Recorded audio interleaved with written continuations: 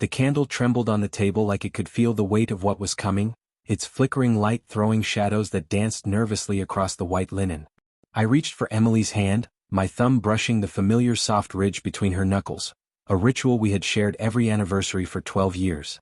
Her fingers didn't pull away, but they felt icy as if she'd been holding on to something cold far too long. "Happy anniversary, Em," I whispered, sliding the small velvet box across the table. Inside, the necklace I had saved months for rested, a delicate chain of white gold with a sapphire the exact color of her laughter-filled eyes.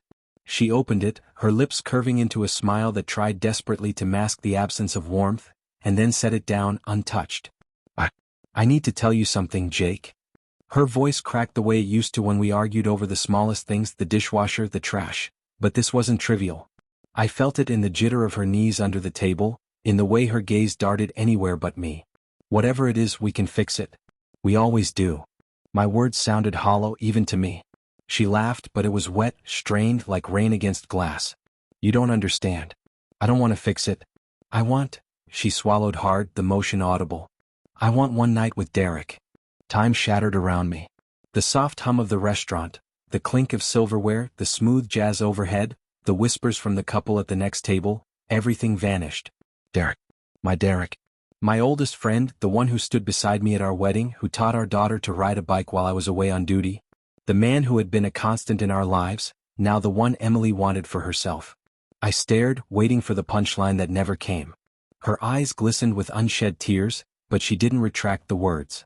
"Say something," she whispered. I opened my mouth, but nothing emerged. My chest tightened as if a fist had wrapped around it. "I thought tonight was about us," I managed, voice shredding with disbelief. "It is," she said quickly, almost apologetically. "No, well yes, but it's also about honesty. I've been carrying this for months, Jake. I hate myself, but I need to know what it feels like to choose something for me. Just one night. Then I'll come back." The words landed like stones in my chest. "Come back." I growled, voice breaking, unable to hide the rage and the agony. "You mean like returning a borrowed library book?" Tears slipped down her cheeks unchecked.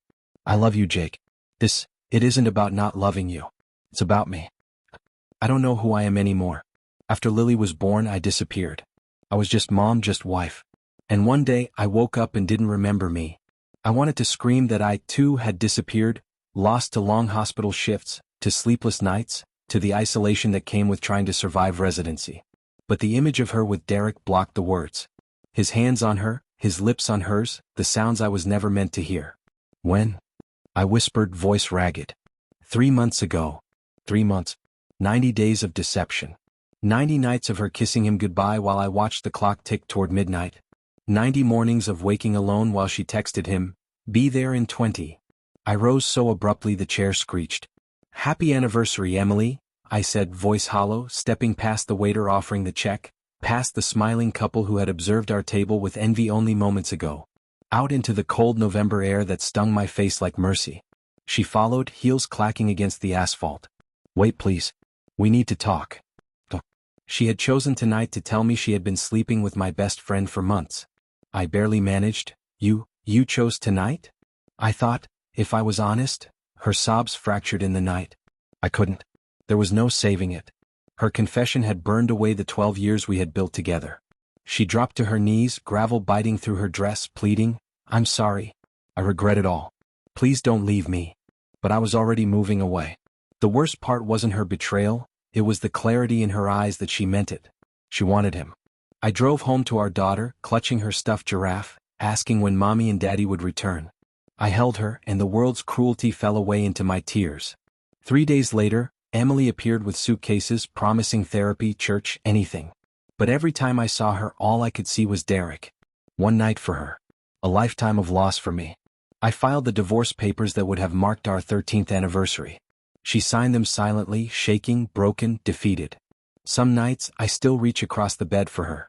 Some mornings, I make 2 cups of coffee before remembering she isn't there. The pain has changed shape, no longer sharp but weighty and permanent, like carrying a stone that whispers. Trust is a luxury I cannot afford twice. Somewhere, Derek sits alone in the bar we used to call ours. He got one night. I got the rest of my life to remember. Happy anniversary indeed.